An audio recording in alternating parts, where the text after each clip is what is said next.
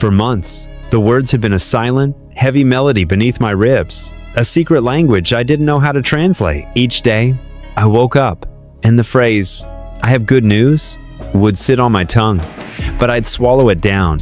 A recurring, self-imposed censorship. I didn't know how to speak it. I didn't know if I deserved to.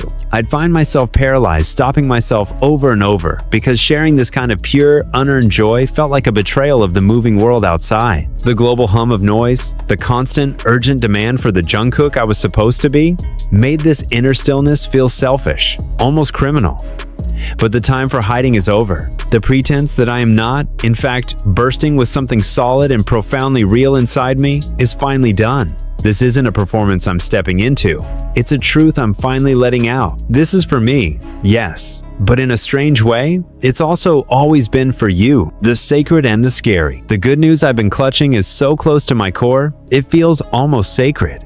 It is beautiful, a simple, radiant thing, and yet sharing it terrifies me. Not because of its content, but because to speak it aloud means surrendering control. It means letting the world, and all of you, finally in. And that, for someone who grew up on a stage built of flawless execution, has always been the scariest move of all. For years, I perfected the art of performing joy, the wide, camera-ready smiles, the effortless, booming laughter at jokes I barely registered, the facade of unbreakable strength even as I felt the internal structure of my own self begin to crumble. It wasn't always a lie, but the sometimes it was enough to build a deep, insidious habit. I forgot how to simply feel joy without first running a silent, demanding checklist. Did I earn this? Am I productive enough for this piece? The spotlight taught me that validation was a reward for excellence, not an inherent state of being. But now, I find myself standing on the other side of a journey I never thought I'd take. And it's time to unlock the door. Before I tell you what the good news is, you need the truth of the path, because the road to joy wasn't paved with laughter. Not at first. The quiet snap in the dark. It started one brutal evening. Rehearsals had stretched long, the air thick with sweat and ambition. I had retreated to the dorm, claiming exhaustion only a half-truth. The actual truth was a hollow echo inside me. How was it possible to be enveloped by such colossal success? By the love of millions? By brothers who have stood beside you for more than a decade, and still feel a void that no trophy, no sold-out seat, no fan scream seemed capable of filling? I stared into the mirror, not with vanity, but with cold, clinical scrutiny. The person staring back was a famous stranger. "Why can't you just be happy?" I whispered, and the question hit me with the force of a wrecking ball. Why couldn't I? I ticked off the required inventory, the daesangs, the magazine covers, the brand sponsorships, the headlines, all the external signifiers the world declared must equal fulfillment. And with a chilling clarity, I realized none of it was mine. It was a version of happiness, an assignment of joy, curated and branded for public consumption. That night, something in me snapped. Not with theatrical fireworks, but quietly, like a single string fraying and breaking in a perfectly dark room. I picked up my phone and found a raw, unedited clip. Just Jimin and me in a practice room, trying to choreograph a new move, dissolving into a helpless fit of laughter. It was messy, unprofessional, and utterly brilliantly real. In that moment, the dust settled, and I remembered the texture of joy before it required a performance or an entry on a ledger. That was the initial crack of light, permission to just be. What followed was terrifying. I started talking, not for the press, not for content, but honest, unscripted talking. One late night, I called Jungkook and told him my fear. Not of failing, but of never being able to genuinely enjoy the victory we had already won. He listened, his silence, a grounding weight on the other end of the line. When he finally spoke, it was a sentence that struck me like lightning, rearranging my whole interior map. You don't need to earn rest, Kook. You don't need to earn peace. It's already yours. That's the twisted, pervasive myth we are taught. That love, peace, and joy are rewards. That they are milestones you get after the work, after you've proven your worth. For me, that had been absolute law. I was the disciplined child, the one who excelled. And I learned that approval came only when I pushed past my limits, never when I simply rested. So I ran harder, climbed higher, kept proving, but lost the map to the very place I was trying to reach. So I started to slow down. I began doing things without an agenda, without a camera, without a purpose, beyond the simple act itself, walking through the park without earphones, letting the city noise just be, sketching random, imperfect shapes in my journal, cooking a meal just to eat it, not to film a show. I sat in silence, refusing to force meditation or planning. I simply Saturday, and slowly, gently, that sacred grounding feeling began to creep in. It wasn't gratitude for the career. It was gratitude for life itself. One morning, I woke before the alarm. The sun was a clean stripe through the curtains, and for the first time in what felt like forever, there was no immediate, crushing pressure to launch into the routine. I just lay there, watching dust particles dance in the light, and thought, I could do this forever. That was the first true, unadulterated joy in months. It came not from applause, but from allowing myself to be still and to simply feel. The confession of a man, not an idol. Here is the good news I've been protecting. The one I realized wasn't just about me, but about everything we BTS and ARMY have built, endured, and are moving toward. I was still scared to name it. Scared of judgment, misunderstanding, and the terrifying idea that a good thing would vanish the moment I admitted I possessed it. So I went to Hyung. We sat in the studio late, and I blurted out the fear and the joy in a single, tangled breath. He looked at me, dead serious, and said, "You've been carrying that alone." When I nodded, he simply said, "Then let's not carry it alone anymore." In that moment I felt seen, not as a symbol, not as the golden maknae, but as Bts Jungkook, a man with something beautiful he was afraid to name. So, I'm naming it now. I am happy. I know it doesn't sound like a headline, but for someone who has lived his entire adult life in the intense, focused heat of the spotlight, being happy without needing to perform it, document it, or monetize it, that is seismic. I've stopped chasing someone else's metric for success. I am enough, even when I am creating nothing, even when I am merely existing. I have reconnected with my brothers, not as collaborators, but as the 7 kids who once shared cramped floor space and dreamt without knowing if we'd survive the month. I've had late-night talks with Kyung about dreams that have nothing to do with music. I've sent Taehyung voice notes that are just pure, ridiculous laughter. I've read Hyung's letters from his military service and felt a wave of love so powerful it brought me to tears. I am learning to love myself with the stage lights off. The good news isn't an album drop, a scandal, or a surprise reveal. It is peace. It is the certain, profound knowledge that the real me, the quiet, messy, uncertain, and imperfect me is worthy of that joy. Softness in a hard world. After I finally spoke it, the burden didn't immediately lift. Instead, I felt naked, vulnerable. It's a strange paradox. Peace exposed me. Joy, unlike sadness, makes you soft. And in our hyper-visible world of impossible expectations, softness has always felt like a dangerous liability. We, as a group, rarely talk about this deep vulnerability. Even as family, we are each other's mirrors. And sometimes, the reflection is hard to face. I remember a moment backstage a year ago. Jimin came up, handed me water, and said, "You were on fire out there." I smiled my automatic smile, but I couldn't receive it. All I could process was the single move I thought I'd messed up, the one note I didn't hold long enough.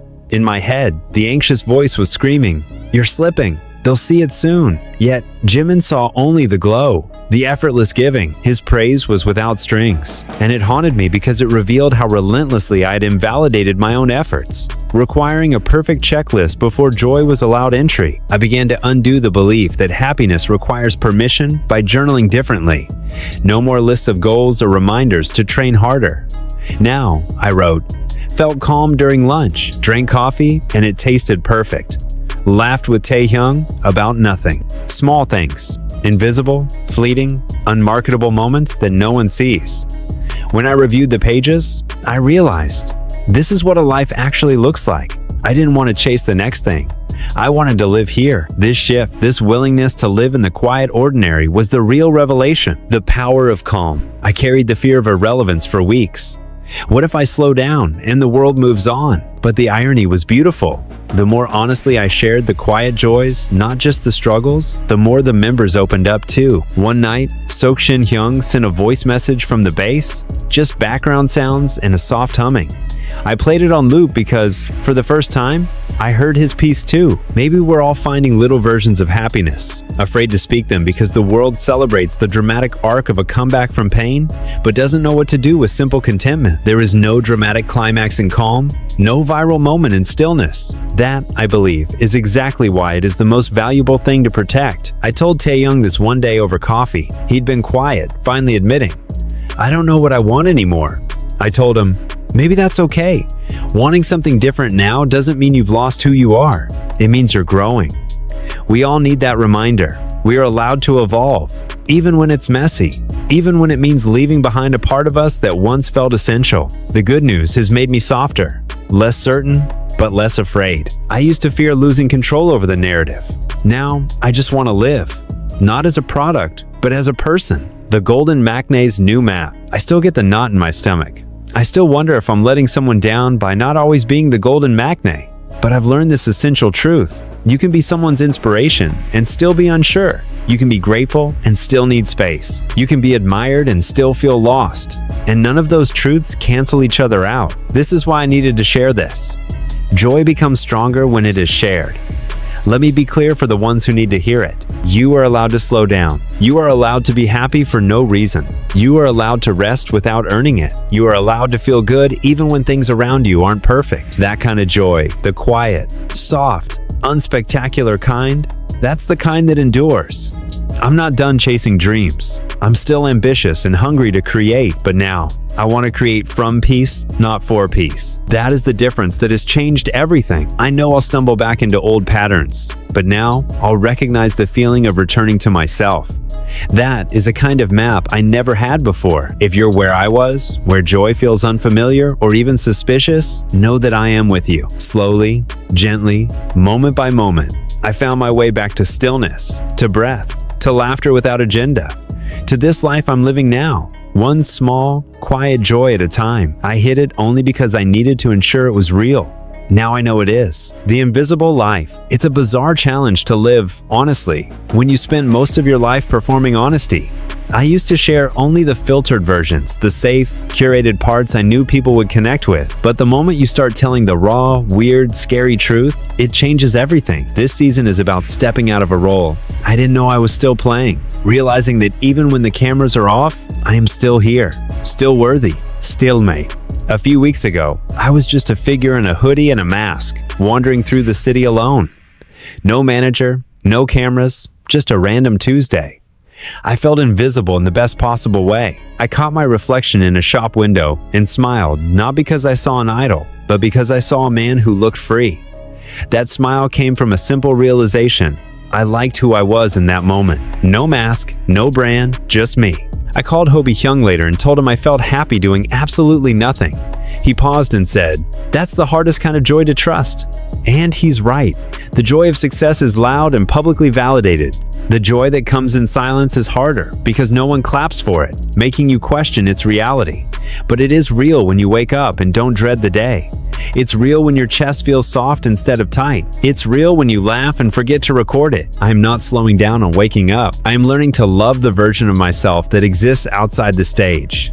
The one who gets overwhelmed, who forgets his keys, who burns his toast, who cries watching movies alone at 1 a.m. That version is me, and it's time he stopped hiding. When I told Jimin everything, he simply said, "You've grown." Coming from him, the one who has seen my most vulnerable moments, the freakouts, the stairwell tears, the constant need for reassurance, it hit me like a powerful, quiet healing. Healing that comes in whispers, not breakthroughs. The kind that sneaks up on you when you finally stop chasing and start allowing. The glue of love. I've made peace with myself. Not perfectly, but enough to trust that I don't need to be anything more to be enough. This peace is changing how I show up for everyone. Less punishment toward my own body, more kindness, less proving, more creating from a place of wholeness. I sing because I have something real to say. I perform because I want to, not because I fear I'll disappear if I don't. I'm doing this now because I think someone out there is where I was. Happy in secret, afraid to name it, terrified it will vanish if they do. Let me be the one to tell you, it's okay. You don't need a 5-year plan to deserve joy. You don't have to win something to feel proud. You are allowed to just exist, and that is enough. The beautiful thing I've realized is that my joy is not just personal, it is communal. It exists because I am surrounded by people who allowed me to grow, who stayed even when I couldn't articulate my pain. I feared that changing would break our bond. That softening would mean losing a piece of BTS. But the bond doesn't break when you evolve. It deepens. It becomes less about the flawless image and more about the soul. I used to think BTS was built on perfection. Now, I know the real glue was something quieter. Love. The kind of love that says, take a break, we've got you. The kind that holds space for your truth, even when it changes. Hiding joy doesn't protect it, it dims it. And I don't want to dim anymore. I want to glow. Not for the cameras, but for me. I want to glow when I'm painting at 3 a.m. with no plan. I want to glow when I'm just sitting in silence with someone I trust, saying nothing but feeling everything. This is not a performance. It is a presence. I want that for you too. If you are holding something good inside, afraid to name it, please know, joy is not a mistake. It is not a trap. It is not something you have to apologize for. It is a gift, and it deserves space. Let yourself feel it. Even if no one claps, you don't need an audience to validate your light. You just need to believe it's real. And if you can't believe it yet, borrow my belief. I believe in your joy. Take a breath, place your hand on your chest, and whisper this like I did, over and over until it sticks. I am allowed to be happy, even now, even here, even me. Go live like it's true, because it is. I'm finally living like it's true, and it's changing everything. The thing about healing that no one really tells you is that it's often profoundly boring. Not in a bad way, just quiet. There are no dramatic music swells, no sudden blinding moments where everything clicks and you emerge a new person. It's not a triumphant before and after story for a documentary. Healing is the mundane, persistent decision to choose yourself. It's brushing your teeth on a day when the weight of the blanket feels too heavy to move. It's eating one real, balanced meal because you remember that your body, the vessel that carries you through every performance and every lonely night, deserves to be nourished. It's answering a friend's message instead of ghosting the world because you don't have the energy to pretend you're okay, but you have enough strength to be honest. It's noticing the start of a familiar mental spiral, the comparison, the self-criticism, and choosing to pause, breathe, and step off the carousel instead of riding it down into the dark. That has been my reality lately. An accumulation of these tiny, invisible acts of healing. I know how anticlimactic that sounds, especially coming from my life. People expect grand announcements, career shifts, explosive reveals that match the scale of the arenas we play. But the good news I've been holding on to, the core of this confession, is rooted in the slow, daily decision to show up differently. Not louder, not bigger, just honestly. And some days, that quiet honesty is the hardest, heaviest thing in the world. The sticky note reminder. There are still mornings when I wake up, and the first insidious thought is, what do I need to prove today? Old habits are not easily vanquished. They are simply waiting, lingering in the shadows of exhaustion, ready to sneak back in. But now, I'm catching them faster. I'll notice myself comparing my quiet day of rest to someone else's televised productivity. I'll feel a stab of guilt because I haven't posted anything to assure the world I'm still relevant. I'll second guess a genuine smile because it wasn't caught by a camera, making me wonder if it truly counted. And in those moments, I stop, I breathe. And I remind myself of the single, essential sentence I wrote on a sticky note and placed by my bed. Your joy is not for performance. It is so easy to forget that, to internalize the demand that everything must be shared, validated, and visible to be real. But the most sacred moments of my life now, the moments that feel like anchors against the storm, happen entirely off screen. I think about the time Jimin came over late one evening. Not for anything serious, not for a scheduled talk, but because, as he said simply, he just needed to sit in silence, next to someone who understood. We didn't talk much. We sat on my couch, the city noise muffled outside, and I played soft, instrumental music from my phone, nothing fancy, just mood. We sat, breathing, existing, sharing space without the demand of performance or conversation. After an hour, he stood up and just said, "Thank you for letting me be quiet." That line hit me deep because I knew exactly what he meant. There are days when words feel too heavy, when your chest is full of feelings that can't be named yet, when what you crave isn't advice or a solution, but just presence. I've started craving that more and more. Not the noise, not the answers, but presence mine and the presence of the people I trust. It is funny how, in this era of hyper-communication and constant updates, True presence, the kind that doesn't need to be posted, the kind that doesn't demand anything from you, the kind that simply is, feels so rare. The unpolished truth. I'm building more of that presence into my life.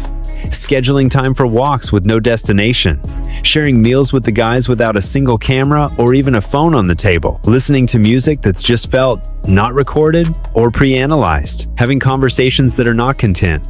The more I live like this, the more I realize how starved I was for it. And maybe that's why I held this good news, this personal peace, so close for so long, because it felt fragile, too pure, too unpolished for the harsh glare of the spotlight. But I don't believe that anymore. I think the most powerful thing I can offer now is the truth of this version of me, not the legend, not the icon, not the golden Macni who never makes a mistake, but just the human. The one who gets overwhelmed in crowds sometimes, who overthinks simple texts, who forgets lyrics in practice, and laughs at his own error instead of punishing himself. The one who needs the quiet. This is the freedom I found. Freedom to step outside the narrative I was given. Freedom to not always be Jungkook of BTS, but sometimes just Jeon Jungkook, the boy who loves dogs, who loses track of time when he's painting, who stares at the moon and thinks about lyrics that may never be written, the boy who is learning, slowly and gently, to believe he is enough. That's the boy I'm honoring now. That's the soul I'm finally letting breathe. And I'm not hiding him anymore. The long road to enough. I still have a long way to go. I still get anxious when things are too quiet, like I'm surely forgetting something or doing something wrong. I still doubt myself, still struggle to ask for help, still worry intensely about how I'm perceived. But the change is in the honesty. I've started being honest about all of it with my hyungs, with myself, and now with you. And in that honesty, I've found something even better than peace. Freedom. I used to think that freedom meant having the biggest stage, the loudest voice, the most visibility. Now I know true liberation is the ability to just be, to be uncertain and okay with it, to be flawed and loved anyway, to not need a 5-year plan or a trophy to validate your existence. I wish someone had told me that sooner.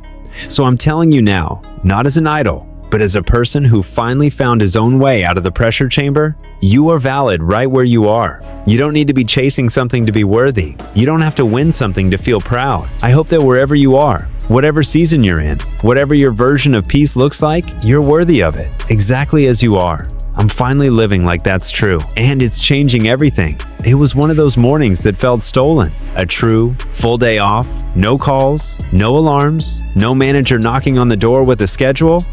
Younger me, the golden Macne, driven by the ceaseless engine of perfection, would have panicked. That blank canvas of time would have been aggressively filled with self-improvement. An extra long gym session, a marathon dance practice, or hours spent planning the next demanding project. Stillness felt like a vacuum, a sign of failure. But this morning, I didn't panic. I didn't even move. I woke up late. The sun already high enough to slice through the gap in the curtains. I lay there, suspended between sleep and full consciousness. And for the first time, I felt the absence of the usual internal commander. There was no immediate voice, demanding a checklist. No tight knot of anxiety pulling at my diaphragm. I just watched. The sunlight wasn't a harsh spotlight. It was soft, warm, and gentle.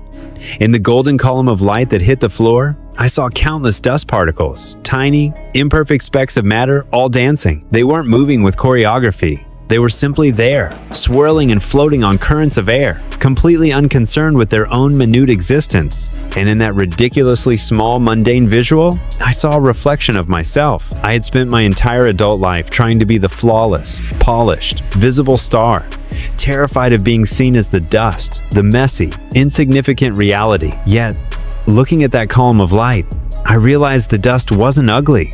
It was beautiful. It was proof of life, of air currents, of sunlight itself. It moved freely, without pressure. It didn't have to earn its place in the light. A wave of profound calm washed over me, a feeling so enormous it made my eyes prickle. I thought, this is the sacred feeling. This wasn't happiness derived from an external source. No award, no compliment, no screaming crowd. It was happiness simply for the ability to breathe and exist and watch the dust dance. It was the revolutionary moment when I gave myself permission to be a part of the universe's messy, beautiful reality, rather than a perfect product separated from it. That was the good news no one writes about in a headline. Idol learns to relax, and yet, for me, it was the moment of liberation, the anchor of the Hyungs. I finally understood why Namjoon Hyung walks so much. Why he finds such profound meaning in those quiet nature photos. He wasn't just protecting his energy, he was protecting his truth, the realization that peace isn't loud, but it's the most powerful thing you can possess. I think about the unique ways the other members helped me find this stillness. Taehyung taught me about the meaning in silence, the power of a presence that doesn't need to be filled with noise. Jungkook gave me the intellectual blueprint. That peace is not a reward, but a state, a truth I had to fight my perfectionist instincts to accept. Hobi-hyung showed me that joy doesn't need to be explained or justified. It just is. A contagious, powerful force that lifts others simply by being authentic. Jin with his constant, steady ability to laugh through the storm, but also to recognize when the laughter needed to stop, and a moment of still, honest humanity was required. Jimin taught me by just seeing me not the performer, but the guy who needed reassurance, who worried too much. His simple validation, "You've grown," was the healing I felt in my bones. They taught me that the bond of BTS wasn't built on perfection, on synchronization, or sharp choreography. It was built on the quiet, messy, enduring love that says, "Take a break. We've got you." It's the love that holds space for your truth, even when your truth changes. Epilogue, the next unwritten chapter. I used to think that change meant leaving something behind. I worried that if I evolved, I would lose pieces of our shared history, pieces of the bond. But what I know now is this: the bond doesn't break when you evolve, it deepens. It moves from a professional contract to a profound, unbreakable soul connection. We are not just co-workers. We are the anchors for each other's ever-changing selves. My good news? The peace I've found is something I now feel compelled to share. Not because it's expected, but because hiding joy doesn't protect it, it dims it. And I don't want to dim anymore. I want to glow. I want to glow when I'm painting at 3 a.m. with messy hair and no plan. I want to glow when I'm dancing barefoot in my room just because the music moved me. I want to glow when I'm sitting in silence with someone I trust, saying nothing, but feeling everything. That is the life I'm building now. Not a performance, but a presence. It took me years to realize that I could choose this, that I didn't have to be trapped inside a role, no matter how beautiful that role was. Roles, even the ones we love, are still costumes, and I am finally ready to take mine off and just be so. If you're holding something good inside you, afraid to name it, afraid it will disappear if you admit it's real, I've been there. But I promise you, joy is not a trap. It is a gift. It deserves space. Let yourself feel it. Let yourself say it. You don't need an audience to validate your light. You just need to believe it's real. I am allowed to be happy. Even now. Even here. Even me. Go live like it's true. Because it is. It was one of those mornings that felt stolen. A true, full day off. No calls, no alarms, no manager knocking on the door with a schedule. Younger me, the golden matinee, driven by the ceaseless engine of perfection, would have panicked. That blank canvas of time would have been aggressively filled with self-improvement. An extra long gym session, a marathon dance practice, or hours spent planning the next demanding project. Stillness felt like a vacuum, a sign of failure. But this morning, I didn't panic. I didn't even move. I woke up late, the sun already high enough to slice through the gap in the curtains. I lay there, suspended between sleep and full consciousness, and for the first time, I felt the absence of the usual internal commander. There was no immediate voice demanding a checklist, no tight knot of anxiety pulling at my diaphragm. I just watched. The sunlight wasn't a harsh spotlight. It was soft, warm, and gentle. In the golden column of light that hit the floor, I saw countless dust particles, tiny, imperfect specks of matter all dancing. They weren't moving with choreography. They were simply there, swirling and floating on currents of air, completely unconcerned with their own minute existence. And in that ridiculously small, mundane visual, I saw a reflection of myself. I had spent my entire adult life trying to be the flawless, polished, visible star, terrified of being seen as the dust, the messy, insignificant reality. Yet, looking at that column of light, I realized the dust wasn't ugly. It was beautiful. It was proof of life, of air currents, of sunlight itself. It moved freely, without pressure. It didn't have